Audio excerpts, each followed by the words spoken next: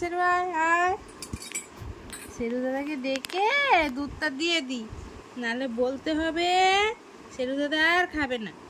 সেরু দাদা আর খাবে না, বলবে ভাইয়ের খাবার আমি কেন খাবো, এটা তো ভাইয়ের খাবার আমি কেন খাবো, ভাইকে তো খেতে হবে, নাহলে ভাই বলো হবে কি করে, তাড়াতাড়ি খেতে হবে তো।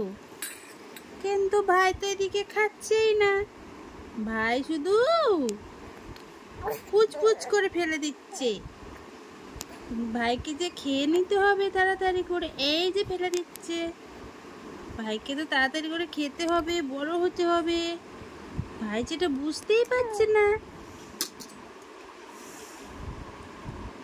দোদন খাওয়াতে খাওয়াতে, আমার বক বক করতে করতে আমার মাথাটা পাগল হয়ে যাচ্ছে। বলি বাবারে, আমার মাথাটা পাগল হয়ে যাচ্ছে, তবুও দোদন খায় না, সব ফেলে দিচ্ছে।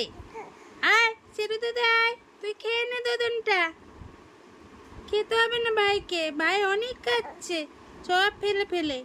তুই খেয়ে নিয়েছে তাহলে, হ্যাঁ তুই খেয়ে নে, ভাইকে খেতে হবে না, ভাইয়ের অনেক খাওয়া হচ্ছে। ভাই খেতে খেতে কথা বলবে।